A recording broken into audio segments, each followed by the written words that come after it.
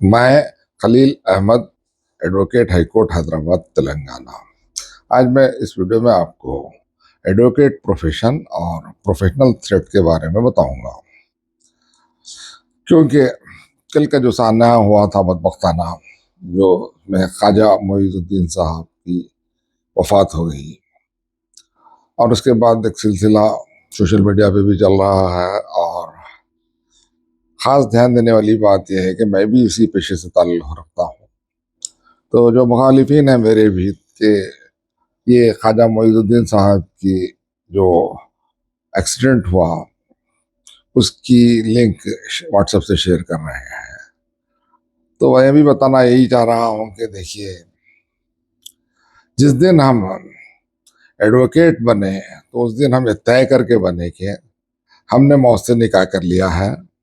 और बनने की वजह ये थी कि हमको समाज में एक मुकाम हासिल करना था, और इज्जत हासिल करना था, दौलत हासिल करना था, और समाज में मजलूमों को इंसाफ दिलाना हमारा मकसद था और है।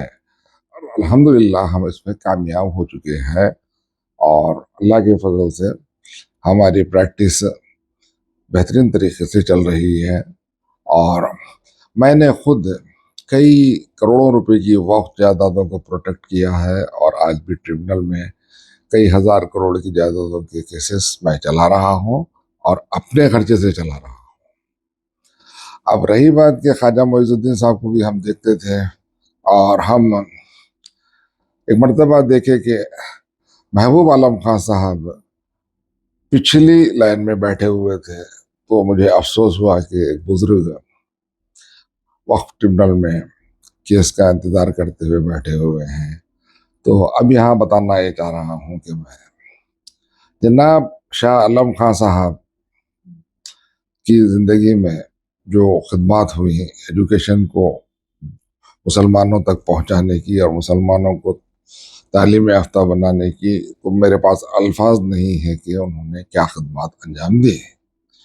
और मैं अपना बारे में बता रहा हूँ कि हमने 1986 ईस्वी में बीकॉम पास कर लिया था, और साथ में लॉ का एग्ज़ाम, जब उस वक्त लॉ सेट था, देते थे, और ये कोशिश करते थे कि कम से कम हैदराबाद में सीट मिल जाए। लेकिन रैंक लाने के बावजूद भी रिजर्वेशन की वजह से हमसे कम नंबर लाने वाले जो रिजर्व कैटेगरी है SC ST की, उनको सीट्स मिलते थे, लेकिन हम मुसलमान जो OC में आते थे सीट नहीं मिली।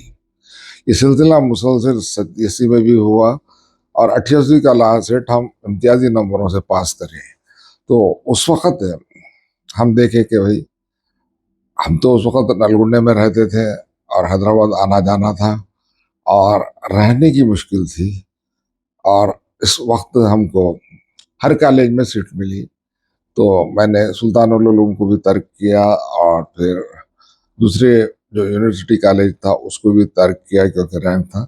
मैं बेहतर समझा था कि अनवारुल उलूम में ज्वाइन करना, और उसी को मद्देनजर रखते हुए अल्हम्दुलिल्लाह मैं अनवारुल उलूम ज्वाइन किया। और जब मैं ज्वाइन किया तो देखा कि शाह आलम खां साहब इवनिंग कॉलेज में कॉरिडोर्स में टहलते थे, और लॉ की क्लासेस होती थी, और जिसमें बड़े बड़े प्रोफेसरों को इन्होंने उनकी खिदमत ली, जो यूनिवर्सिटी के जैसे मशहूर प्रोफेसर अहमदुल्ला खां साहब, प्रोफेसर रईस खान साहब, और फिर मशहूर एडवोकेट मुल्ला रिजवी भी थी, और बहुत सारे लोग हैं, उनका नाम मैं अभी लेना भी नहीं चाह रहा हूँ और याद भी नहीं है, लेकिन बेहतर तरीके से क्लासेस चलते थे।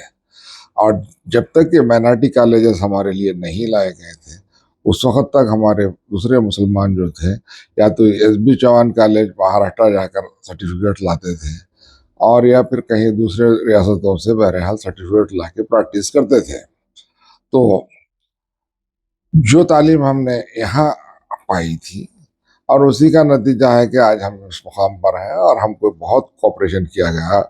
और वो क्या कॉपरेशन है मैं तो इस वीडियो में नहीं बताता, लेकिन कोई ऐसी फीस नहीं ली कि जिसका बोझ हम पर पड़े।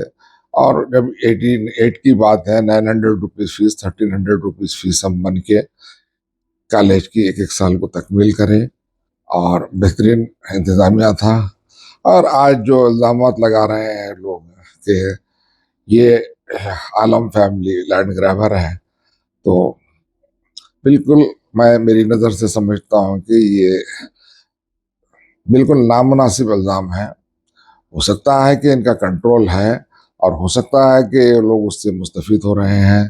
तो यहाँ बताइए कि किसने कितने वक्त प्रॉपर्टीज़ का प्रोटेक्ट किया।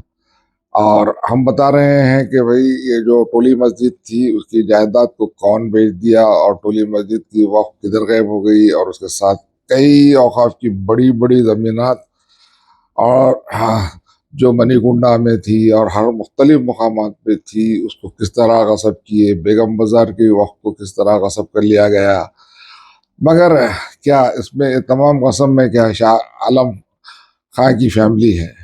और सबसे बड़ी बात यह है कि इनके इंजीनियरिंग कॉलेजेस में डोनेशन लेते वगैरह जो इल्ज़ामात हैं, तो भाई कॉलेज चलाने के लिए बहुत सारी मैनेजमेंट सीट्स रहती हैं, उस पर कुछ लेना देना ही पड़ता है, और बहुत मुमकिन है काम करने वाले भी कुछ बचा लेते हैं।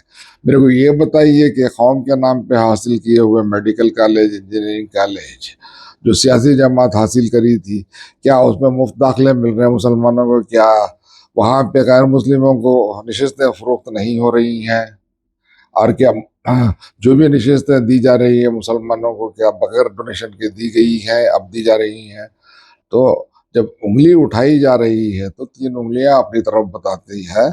और सबसे बड़ी बात मैं ये कहना चाह रहा हूँ कि आलम फैमिली का मुसलमान कौम पर बड़ा एहसान है, और वो एहसान को मुसलमान फरामोश नहीं कर सकते।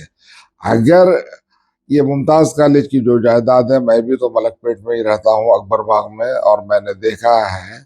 और जिस वक्त आसमान गढ़ बनता था उस वक्त हमारा आना जाना रहता था, तो किस तरह लैंड ग्राबरों ने नोटरी के उससे पूरा आसमान जगह आसमानगढ़ को गसब कर लिया, और नाजायज कब्जे बन के कैसे कैसे इमारतें कायम हो गए हैं। और ये मुमताज़ कॉलेज की जो ज़मीन है और जायदाद है, उस पर भी नज़र लैंड ग्राबरों की थी, और उसमें ख़ास तौर पे बड़े बड़े लोग नज़र लगाए हुए अभी भी हैं।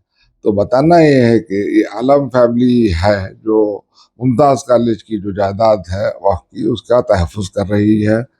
और आज लोग ये चाह रहे हैं कि भाई उसको हटाकर इस फैमिली को ये जो वक्फ का प्रोटेक्शन का बहाना लेकर, क्या अब ये तमाम जो ऑर्गेनाइज्ड ऑर्गेनाइजेशन है जिसको ये आलम फैमिली चला रही है, इनसे छीन कर कौन चला सकता है? और अगर चलाता है तो क्या ये तमाम जायदादें बची रहती? अगर ये आलम फैमिली नहीं होती थी तो मुमताज़ कॉलेज में एक भी ईंट आज नज़र नहीं आती थी, और पूरे के पूरे लैंड ग्रैबर्स, जिसमें मुसलमान ही ज़्यादा बड़े लैंड ग्रैबर्स हैं, आज बड़े बड़े अपार्टमेंट्स खड़ा कर दिए होते, और करोड़ों रुपए कमा कर आलीशान गाड़ियों में फिरते हुए मिलत का नाम लेते थे। तो बहरे कैफ बोलना ये है कि आपका कत्ल हुआ, नहीं मालूम कल हमारा क्या होने वाला है। हमने जिस दिन पेशे वकालत में कदम रखा उसी दिन हमने कह दिया कि भाई हमारा निकाह मौत से हुआ, क्योंकि खतरनाक खेल होता है, खतरात का खिलाड़ी बनना पड़ता है। वकालत वकालत ऐसा बच्चों का खेल नहीं है, इसमें जान का खतरा रहता है, और आमदनी रहती है आपकी काबिलियत के लिहाज से। तो आप एक अच्छे वकील हैं तो आपके बड़े बड़े केसेस मिलते हैं, आपको करोड़ों में रुपया मिलता है। अब मैं बताऊं कि एक प्राइवेट केस मैंने सोमाजी गुड़े में जिंदा करा है, जो बड़े बड़े 50-60 वकला के पास से होते हुए मेरे पास फाइल आई, और मैं उसमें बड़े बड़े सियासतदान शामिल थे, उनके हाथ पैर बंद दिया कानून ने। तो मतलब ये है कि फीस भी अच्छी कमाए हैं, और अल्हम्दुलिल्लाह आज कमा रहे हैं।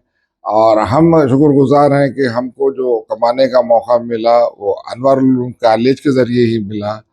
तो ये ख़तरात से तो खेलना हमारी आदत है, और ये बात ध्यान में रखना है कि एक मुसलमान को मौत हमेशा लगी रहती है, और मौत पे जब यकीन है तो वो मौत का बहाना होता है कि कोई कत्ल करता है, या कोई जहर दे के मारता है, या कोई बीमारी से मर जाता है।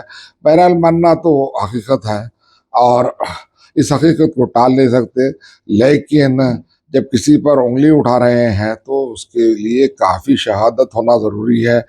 ज़बानी बातों से काम नहीं चलता। प्राइमा फैसी मांगता है कानून। कानून प्राइमा फैसी मांगता है, अगर ऑफेंस कॉन्स्टिट्यूट करना है, किसी पे चार्ज करना है, तो वो प्राइमा फैसी क्या है वो बताना पड़ेगा। खाली किसी के भी ऊपर उंगली बताकर फलाना कर दिया होगा, करा दिया होगा, ऐसी बातों से नहीं होता। सिर्फ इमेज खराब होता है। एक काम करने वाली खानदान को बदनाम करना मेरे लिए मुनासिब नहीं है। हाँ, मैं बिल्कुल तमाम जितने भी विकला कत्ल हुए हैं उनके साथ ताज़ियत रखता हूँ, और ख़ास तौर पर ख्वाजा मोइजुद्दीन साहब जो वक्त ट्रिब्यूनल में मेरे बाजू भी बैठा करते थे, तो मैं उनके साथ भी ताज़ियत रखता हूँ। मगर जो गैर तहकीक शुदा बात को इल्ज़ाम में तब्दील करते हुए किसी को निशाना बनाना और किसी पर इल्ज़ाम धरना, ये कानूनी हैसियत नहीं रखता। कानून प्रेमा फैसी मांगता है, और समाज में कानून जानने वाले कम है। लोग यही समझते हैं कि भाई फलाने ने कत्ल करा दिया फलाने का, लेकिन हकीकत क्या है वो अल्लाह के सिवाय और कोई नहीं जान सकता। तो हमको इंतज़ार करना पड़ेगा तहक़ीक़ाती एजेंसीज की रिपोर्ट का, और तहक़ीक़ात एजेंसीज ज़रूर कातिलों को पकड़ेंगी और उनको किफ़र किरदार तक पहुँचाएंगी।